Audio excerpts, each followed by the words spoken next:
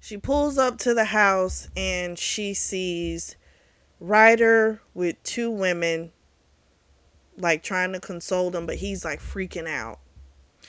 And so she starts thinking, oh, these must be his women, right? But then the women come to the passenger door and get Mr. Donald out, and she realizes, oh, these are his nurses, and they say their name. One of them even introduced herself, and she was like, "I'm Susan. I'm uh, Mr. Carlix's caretaker." And she realizes, oh, that's why he couldn't say anything, because they're taking care of his father. And so Ryder comes up, he hugs his dad, and it just breaks her heart. And she cries watching. And afterwards, Susan and Ketley, they take the dad inside, and Ryder was just a burst of emotion. He was trembling. And she hugged him, and he just cried. They stood there for probably like 30 minutes. And then he was ready to make her leave, because he started thinking, I fell asleep and I was thinking about you, thinking about her. He's thinking in his head. And something could have really happened to his father, and he's now pushing her away, using her own words against him, against her. And he was like, I'm only good for a lay anyway, according to you. And he leaves her out there and goes into the house. And she cries, I feel bad for him because it's a lot. She even feels like she knows this is hard for him. He really doesn't have anybody. His dad's gone. His dad's here, but he's not there anymore. And everything is really starting to make sense to her of why this has been so difficult. Later on that day, Violet is at a family barbecue. Her brother Marcus is grilling. Now, he sucks at this, okay? He's not good. But for some reason, he feels like he should be the one barbecuing. His uncle slash real father, Carl, he's there. He's actually the real barbecue pit dude. Um, his uncle slash real dad is with Eliza because they're together. Eliza is all of their mothers. So they yell out, do you need some help? He's like, no, I'm fine. Violet is messing with him like, you sure? I can go get a fire extinguisher. I can get some water, X, Y, and Z. They have a little conversation, and she kind of lets it be known that her and Ryder, did already bang it out. And he was shocked because she normally takes things, it's like that's not her normal. So he was just like, are you okay? And she's like, geez, you act like I'm 100. I'm only 29. So she's not even 30 yet. But I guess she acts like an older woman. I don't know. So then Violet's son Parker yells out, Mom, did you invite Ryder? And she yells back because everyone's looking at her. She says, he's busy, sweetie. So everyone is like, what the hell? So he starts telling everybody, yeah, he picked Mom up and he did a cannonball, and now I'm going to do a cannonball. So Violet goes in the house. She's already decided she's not going to live for other people anymore. She's going to do what makes her happy. Ryder makes her happy. That's what it is. Mark had asked her where did that shiner come from and the scratches on her legs, but she's not going to tell him, because if she tells him, then that opens up the whole, Ryder's father with dementia, and she's not going to do that. So she goes in the house. She's cutting up the salad. There's a knock on the door. She was hoping it was Joel, because she's been leaving him messages that they need to talk. They need to have a conversation with the kids about him sticking to his commitment. And she goes to the door. It's Ryder. He apologizes for pushing her away, for doing the exact same thing that he told her she keeps doing. He confessed his father has dementia. He's like, I'm sure you already know that. He's like, I haven't told anyone. I don't want anyone to know. He says he didn't want anyone to know, and I'm trying to honor that. She, of course, tells him, I won't say anything, I promise. He tells her he really likes her, and they wind up having this wonderful kiss. And they move to her bedroom. But then while they're in the room, he stops because he starts feeling like, he doesn't want a quickie or a one off with her. He wants something real. And she tells him she wants something real too. He tells her he's falling in love with her, all this type of stuff. But he starts to feel a little weird about being in the same room that she shared with Joel. But she never thought about that. This was always like her room. So she never thought about it that way. And she says, okay, well, you want to come to a family barbecue? Since it takes you too long to ask me out on a first date. And he agrees. They go downstairs, and this portion where they're going to, it's a part of the resort, but this is like a tropical oasis getaway that's just for the family. So it's not like everyone has access to this. So that's pretty cool. And all eyes, of course, are on our boy Ryder. And Parker's happy to see him. Sophia smiles at him. Okay, so let me get to the meat of what happened at this dinner. So when they sit down, they have their little back and forth, and then Marks makes a comment about the bruise on Violet's chin. And this is when Ryder sees it for the first time. Okay? So, because I was sitting there going, didn't he kiss her? But I guess he wasn't paying attention. Okay? So Mark was like, what happened to you? And that's when Ryder sees this mark and he goes, did my father do this to you? And then Izzy yells out, yeah, and what about the scratches all on the back of her leg? And it comes down to, now he's decided, you know what, I can't keep this in. So he tells them, my father has dementia. And Mark is like, oh, because Mark was ready to beat him up, you know? But now, with this revelation being out, he's starting to feel claustrophobic, our boy Ryder. So he's like, I'm going to go to the restroom. She's like, I can show you too. He's like, no, no, no, I can do it. I saw it on the way in. And it really was, he just needed to be to himself for a minute. So he goes in the restroom. There's a his and her sink in there. And then he starts thinking about Joel again. And so when he goes in the bathroom, we switch back to her POV, and her family's, pretty much they're asking their little questions, and she's like, what else do you have? What else do you want to know so I can just go ahead and tell you? And they're like, I mean, we already talked it over with the kids. Kids seems cool, so hey, it is what it is. Her mom Eliza's like, I just want you to be happy. That's it. That's all I want.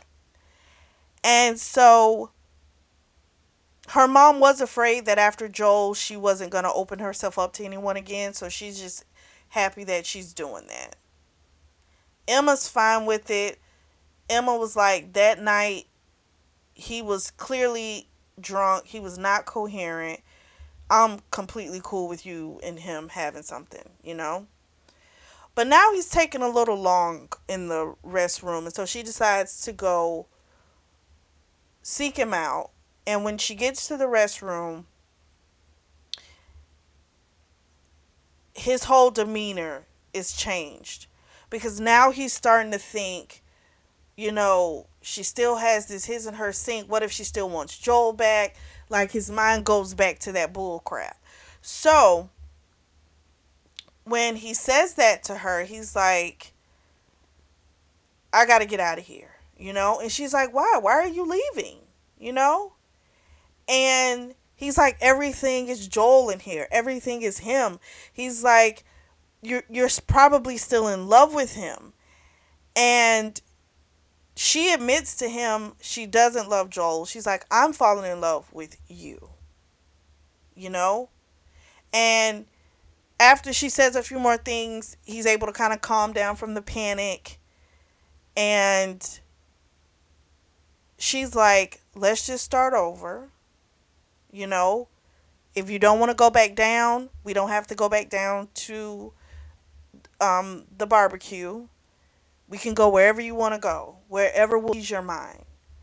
And he realizes he's being a little foolish, and so he says, no, no, no, let's just go back down to the barbecue with your family. So Violet takes Ryder back with the family barbecue. After that, they go to the silver ballroom and they have a little conversation. He apologizes for doubting her and for having the crazy thoughts, that jealousy. And she finds out that he apparently knew that Joel was marrying her for money. And she kind of told the story that she suspected that Joel had something over her father, and that's why he was able to get a divorce. Otherwise, the father, Robert, wouldn't have allowed a divorce. So then she told him what her father, him forcing them to marry. Basically, if she didn't, because she was pregnant, if she didn't marry him, he was going to cut her off. And so he's realizing that, okay, well, their whole relationship basically was a lie. You know what I mean? She really didn't have any love for him, you know? And then he says, you're not to blame for how Joel perceives you or people perceive you. Joel is a jerk. He's like, yes, he's my friend, but I'm not gonna allow him to keep saying things to you that's inappropriate. Like, that's not, she's not gonna happen. I'm not gonna let it happen. And he pretty much says, I kind of stayed close with him because my parents had kind of made that promise to his parents that they would look after him and things like that. And he kind of felt as if he kind of that same burden, which is why I was saying earlier, it doesn't seem like they're as close. Because it seems like they really don't. If it appears as if Ryder had a choice, if we take out the parental component, it sounds like Ryder would have been uh dumped Joel as any type of friend. He wouldn't even deal with him, you know. And I can see why, because he's a fucking jerk. I mean, we just gotta call it what it is. He is a jerk. So anyway, she winds up taking her dress off. They're naked in front of the big window. He's like, somebody might see us. And she says, well, then I guess we better give them a real show. Well, they have their fun. She goes and gets one of the tabletops, like, that doesn't have that much stuff on it. She gets the tablecloth and wraps herself in it. And I guess he felt some type of way because he was like, not wanting to get caught, right? And she's like, you don't have to worry about that. Like, nothing, no one's gonna come. So then she asked him, like, if this is jogging any of his memory. And he's like, don't tell me I was here with you on that night that I got drunk. And she said, yeah. She had found him and he was drinking. He tried to get her. And he was like, oh my God, you were pregnant. She's like, you're fine. You didn't know I was pregnant. So it's not like you need to feel bad, you know? And he said, she tells him eventually, my mother found us sleeping and she whisked me upstairs, and that was that. There's more to this story, but she hasn't told him yet, and oh my gosh, I want to know what it is. She was hoping that this would kind of maybe, jog his memory, her with the tablecloth, and it didn't. I'm wondering if they had sex, but we'll see. We'll see. We'll keep going. So she suggests that, we go back to her place. And she tensed up because she was like, I hope that's okay. And he was like, yes, we can go to your place. That's fine. But she was like, you know what? Let's just stay here and let's just make more memories here. And so they had another little fuck session again. We fast forward a week. So this is what's been going on. So every night she spends it with Ryder, but he has to sneak in. She's doing it because of the kids, okay? Um they're going to have their first official outing as a couple at the Fright Fest, which is happening tonight. And then the wedding for Joel and Missy is tomorrow. She has handed everything over to Emma, so she doesn't have to really worry about anything, which I, of course, think is great. So Ryder stops by during the day because he thought the kids had already left because they were going to uh, spend the evening at the grandmother's place, Eliza. So he was super nervous because this is his first time, like, during the day, like, just popping over with the kids. And she's like, it's fine. She's like, besides, eventually they've got to get used to seeing you, and you've got to come more than once if that's going to happen. So maybe you need to start coming a few times a week so they can get used to you. So the kids are in the back room. They start kissing on the couch, and then she hears, no, Parker, Mom. Well, Sophia comes running in. Ryder has got to, like, adjust himself because he's gotten hard. And we find out what the hell happened. So Parker threw some shit on the dress, the custom made dress for the wedding tomorrow. And she's like, oh my gosh. She tried to get the stain out, nothing worked.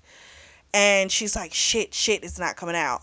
So Ryder drives them to Lana, who is the person that actually custom made these dresses. So she tells Lana what happened. Lana's like, bring Sophia back. I'll just take her measurements and hopefully they'll be able to get it done. She's freaking out. She's like, Joel's going to think I did this on purpose. And he's trying to calm her down. Because she's like, me and Joel, we had a conversation about the kids, basically making sure the kids are heard and their feelings are heard. And I just don't want this to, like, push things, any type of regression. I don't want this to force that regression. So then, just as Ryder and Violet are kissing and playing around with each other, guess who walks the fuck in? None other than Joel. So Parker had texted Joel what happened with the dress, and that prompted Joel to come down to the freaking shop. But his reaction was, he sees them and he's like, what the hell is going on? And she tells him, she's like, oh, the kid, Parker threw something on there, but she's getting it done. She's going to have to redo the dress, but they're getting it done. He's like, I'm not talking about that. He's like, when did you two start seeing each other or sleeping together? And Ryder's like, nope, that's not going to work. He was like, should we have told you earlier? Yes. He's like, but the disrespectful shit, that stops now. He says, you do anything else, you're going to be saying hello to my fist. And he tells him from here on out, it is me and Violet. We're a team. I would like to keep our friendship, but if we can't, we can't. He says, but if you ever make me choose, it will always be her. Well, this, of course, solidified things for Violet because there was that fear, right, that the friendship would come into, be an issue, and he would choose the friendship because they've been these friends since they were kids. And Joel, of course, was like, he's pissed, but he can't say too much. And she told him, if you want to see the kids, they're in the back now. Like, basically to show proof of what is going on with the dress. And he's like, no, I can't. I have errands to run. But I don't know. It just, he seemed pissed. But it's not like, I think what throws me with him, it's not like he had some emotional feeling for the girl. He didn't like her. They were forced into the marriage. You know what I mean? And you found the person that you are supposed to be with, it seems. So it's like, I don't even know what you're tripping for, to be honest. I mean, I get it, and I do understand if this your best friend and then they start dating your ex-wife. Even if you didn't love your ex-wife, it's still your ex-wife, right? I guess we can go with that. Yeah. He could have said something, but then again, this is very new. It's not like this shit's been going on for a long time. It's just been going on for a couple weeks. So maybe they wanted to, hell, what, a week solid? Because they fucked, and then they didn't get back to, there was this period of time where they weren't talking. So it's just kind of like enough time to say this is what it is, I feel hadn't arrived. So, I don't know. They go to the little fright fest. He was supposed to pick her up at her door, but he wasn't able to do that because he got bombarded with calls about the remodel going on with Carlex Grocers. So he just met her at the event. She was dressed in this blue tight outfit. He didn't know what she was. He just knew she was the sexiest thing ever. So she tells him she's the Snow Queen. And he, of course, was laughing because he was happy that she had turned something that had made her feel bad into this joke. So they're dancing, and she's ready to leave because Eliza is going to take care of the kids for the night. So she's like, I'm ready to go. So when they're about to leave, Joel pops up with Missy. He's dressed as a pirate, by the way. And Ryder didn't want to just leave right when Joel arrived because, like, he didn't want it to appear as if Joel coming there pushed them away. Which is why you don't do stuff for other people. This is a prime example why you don't. So, they dance, they're enjoying themselves, and then they have this great kiss, and then they were about to leave, and then Joel and Missy were right there. And Joel is like, I need to talk to her for a moment. It's about Parker. So Ryder didn't want to let her go with him because he knows that it's not going to have anything to do with Parker. Joel is a selfish prick. But we'll see. So she goes off with Joel and bombshells are dropped. So Joel plays a videotape of their wedding night 10 years ago. So the thing that she didn't tell to Ryder was the fact that they actually slept together on her wedding night. And there's a video recording of it. So this video recording is how he was able to negotiate apparently his money and getting out of the marriage. We don't know who took the video. I don't know if the dad had it and then the dad gave it back. Like, we have no idea. We just know this got him out of the marriage, and he is now threatening to ruin her reputation by releasing it online. Well, she doesn't care about the Caliendo name. Like, this family fucked up, okay? So she don't care about that. We got to remember, in the beginning of the book, there's a whole fucking room they found of, like, files on people, like, destroying people's lives, okay? So she's not really concerned about the family's name. What she's concerned about are her children. And he knows that. And so he says, after she tells him, I don't care about the Caliendo name, he says, but you care what your children think. And he says, if you don't break up with Ryder right now, then I'm going to release it. And it's going to... Now, keep in mind, these are his kids, right? That kind of lets you know what type of person this is. That you're willing to do something that could hurt your own children. That's a whole nother level of evil.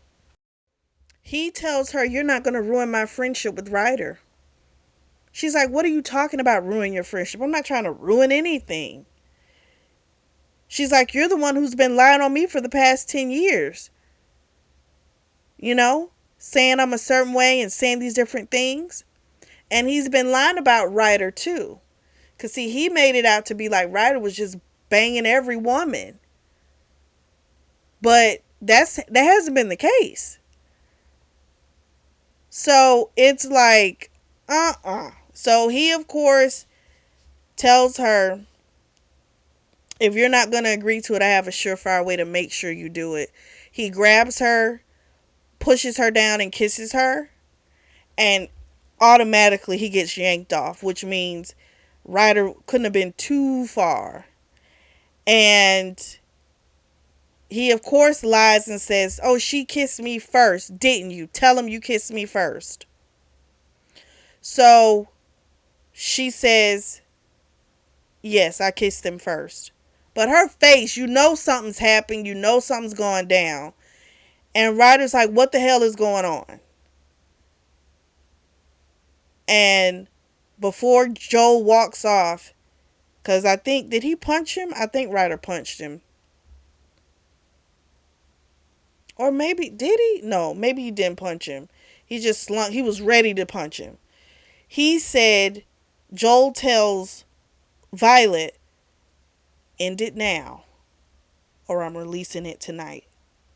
He walks off. So then Ryder was just, "Tell me the truth. Just tell me the truth." And she says, "You were just someone I banged in the washroom." Ryder just shuts down. Ryder left from her. He went straight to Joel. And again, he knew something happened. He knew something went down. But he's like, somebody's going to tell me something. So he goes up to Joel. And Joel looks roughed up. And like, Missy's crying. And she's like, "Oh my gosh." You know. And he just whispers in Joel's ear, "Either you come with me right now, or I'm going to tell her about you and Violet kissing." So of course he goes with Ryder. They have it out. Joel doesn't tell him what he has. He realizes Joel has been feeding him bullshit about Violet, because it doesn't make sense why he's going through this. It just doesn't make sense. And then Joel made some slick comment about Violet. He punched him in the eye. He says, "Now go and explain that to your girl." So after this, he realizes if he's going to get the answers, it's got to be Eliza. Because remember, Violet had told him that Eliza was the one that found them sleeping. So we switched to Violet's POV. She winds up going up to her parents, well, her mother's suite, but Carl lives there too. And she's hysterical. She's crying, and finally she says to them, "Where's my file?" And her mother goes real still. But Carl gets up and he goes and gets the file. And when he brings it out, she just unleashes on her mom. She's like, "You didn't protect us. There shouldn't even be files on us.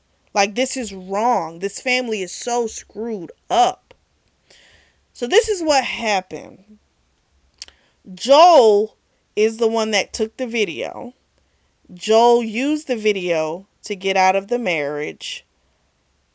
But again, I'm like, he had this video footage this whole time? Like, why wouldn't he use it to get out of the marriage? You know what I'm saying? That's where I'm kind of like, ugh.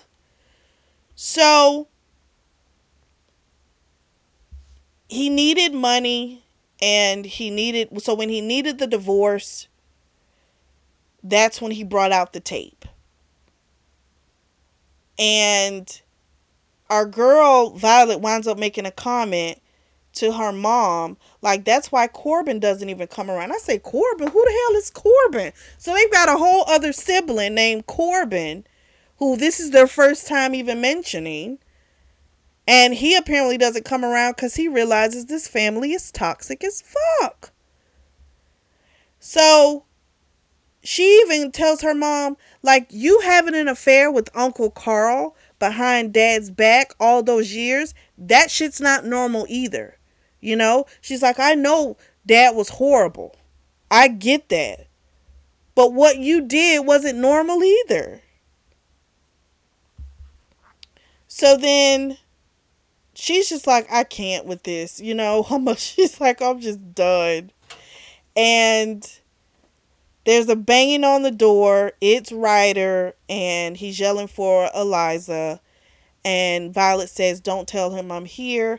And she sneaks off to go check on the kids. Carl goes and opens the door. Ryder's like, I know she's here. But he's like, I don't care about that right now. I want to know what Joel has on her. So Eliza is like, it's not our place to say. And this is the problem with the family. Everybody keeps saying it's not my place, it's not my place. But it's like, you know, some dirty shit going on. But then you don't want to say nothing. You don't want to get involved. But that's why dirty shit just keeps going on. You know? It's crazy. So he's like, I'm not giving up on Violet. He's like, it's time out for this bullshit. He's like, you need to be standing up for her. He's like, and you're not doing it. You're failing. And, you know, Carl, of course, is like, wait a minute, you know, because he's going to protect Eliza at all costs. But he wasn't lying when he said what he said. If you know what the fucking truth is, you need to fucking say it. Because you see it's making your daughter's life go in shambles. It's bad enough that she had to sit there and go through that stupid fucking marriage for 10 years. 9 years? I think they were technically married. So it's like, you know, you need to stand up. So what Eliza tells him is, look into your father's finances the year that Violet and Joel got married. You'll find what you need there. She said, what he's holding over her, it's about you. And so she tells him, I'll get as much info as I can. And so our boy is like, he'll do what he can to find out what information he needs to bury Joel. We also find out Violet never loved Joel, okay? She honestly only started messing around with him to piss her father off. Because her father wanted her to go to another resort. She didn't want to do that. She wanted to do what she's currently doing, which is the event coordination type thing. And because of that, she tried to rebel, but her ass got pregnant. Okay? So, I mean that's her fault because she fucked up. But anyway, I know she loves her kids, but that's why you don't play games. You can't, you can't handle the loss, right? You got to be able to understand what you're doing. Because it's not like she didn't know her father was ruthless. She probably, I'm quite sure at 19 had seen enough of his bullshit to know he was ruthless. So anyway, Joel apparently treated her horribly through the whole marriage. He wasn't kind to her at all. Just awful. But it's like he finds someone that he's fallen in love with, but he can't let her have Ryder. And that's the part I'm like, well, why can't you? You didn't want her. So we got to find out the secret. We know they fucked on the wedding night, but then there was some shit with the business based on what Eliza said. So we got to figure out that shit. So I'm like, okay, let's find out. So Ryder goes home. He's going to look into the finances. Because I do remember they stated earlier in the book that Joel had went bankrupt after his parents died. He ran through his inheritance. So I don't know if that had something to do with it, but we'll see. So Violet drops the kids off to the salon. It's the next day. It's the wedding day. She goes to talk to Joel. She doesn't want to fight, But she realizes technically she was the first person to do something to step outside of the marriage. Because Missy wasn't the first bitch that he fucked, by the way. She wasn't. So Joel is like, okay, fine. But I'm not trying to fight either. I don't want to argue. She tells him, I just want to have a conversation. So then we switch to Ryder. And we find out what exactly happened. So, Ryder, his father Donald, and Joel, he had them put money. Basically, he was doing a Ponzi scheme, okay? And they had no idea what was going on. Ryder didn't either, because it was like he had gotten a return on his money, so he thought everything was legit. He had no clue. But Robert Caliendo found out about the Ponzi scheme. And so what he did was he paid off the debt, which means paying everybody out so there's no bullshit. And then he held it over his head of the fraud. So that's what he had over Joel's head. So maybe that's why Joel had the tape, but he didn't use it because he wasn't trying to go to jail. So I guess that makes sense why he held on to it. So he's thinking now, Ryder goes, oh, no. Now I'm going to bury him. Like, no, I'm going to put his ass away for good. Because, he clearly he's awful.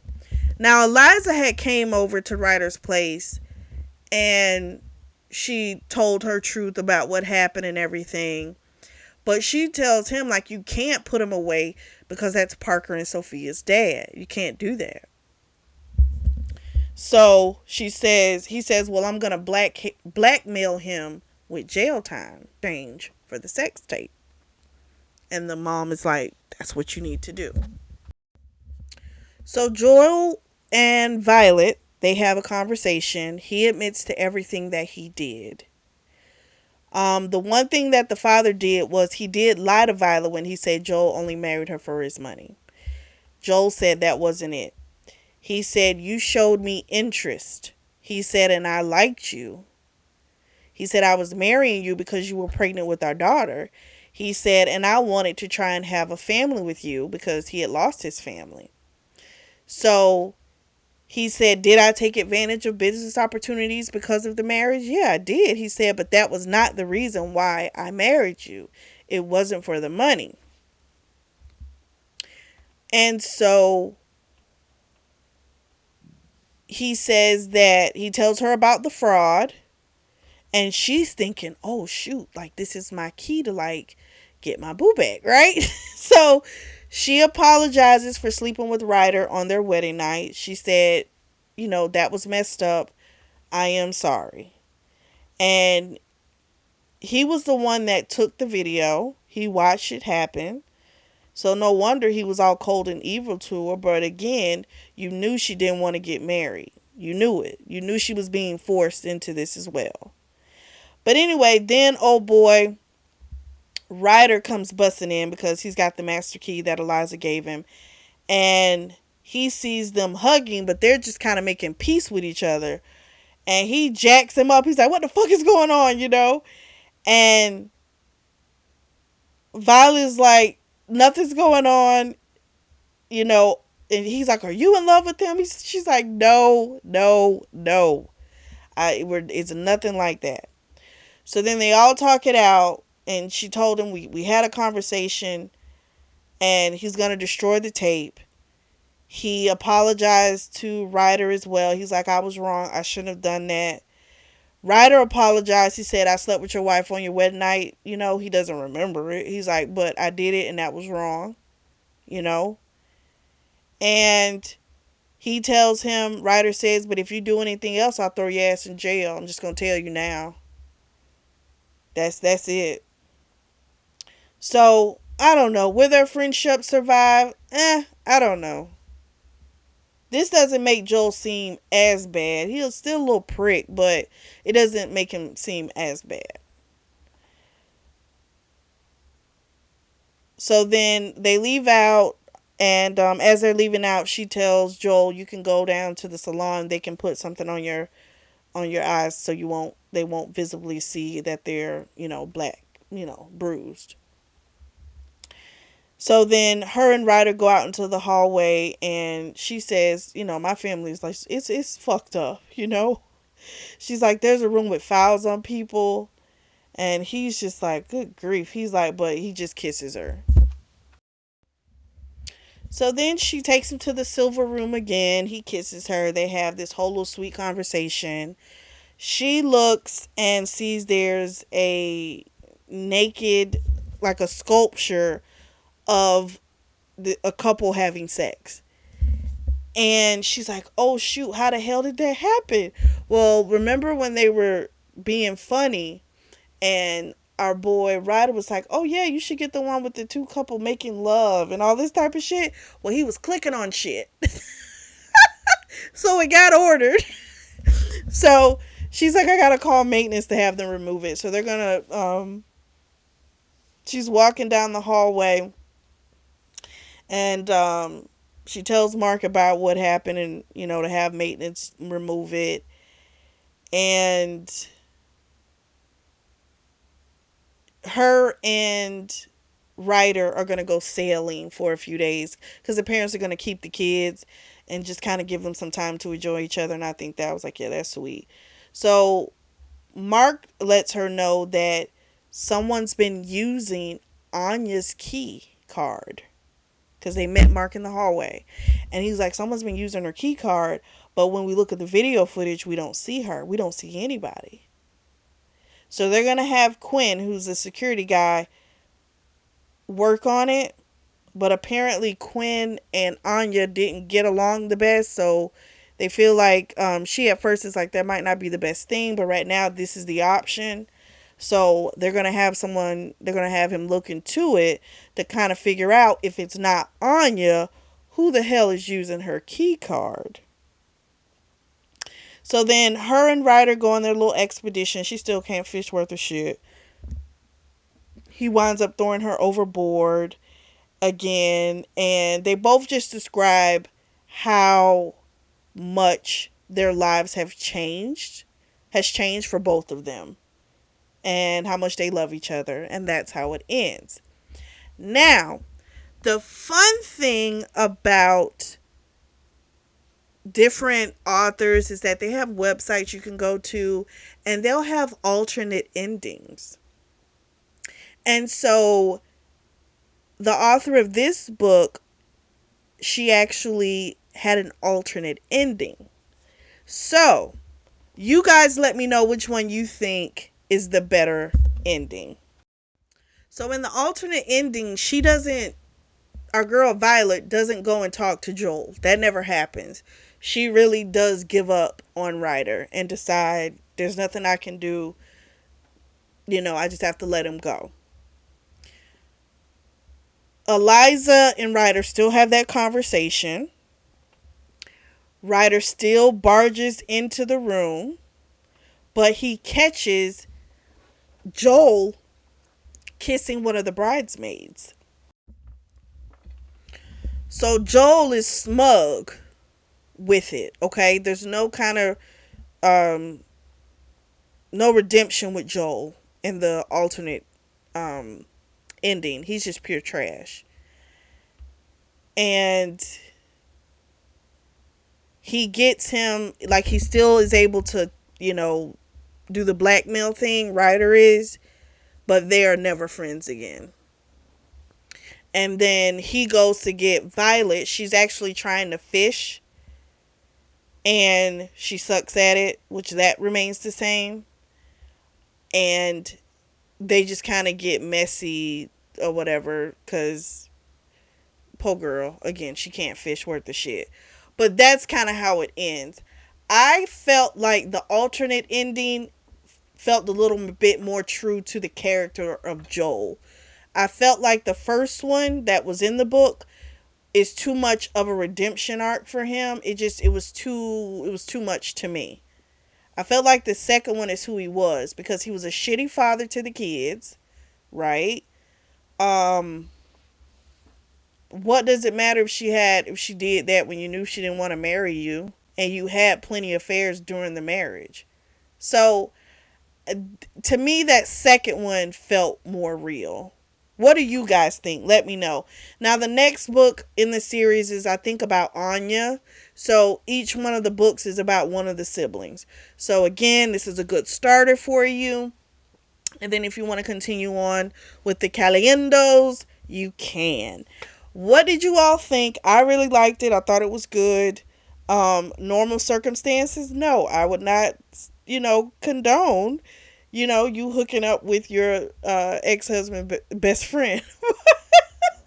But in this situation, listen, I did seem as horrible. Let me know what you guys think. Drop down in the comment section and let me know. If you are in the market for a beautiful notebook or journal, I do have those available, and the links are going to be available down in the description section below. Make sure you like and subscribe. And as always, I truly do thank you all for your support, and thank you for tuning in to the Always Reading Book Club.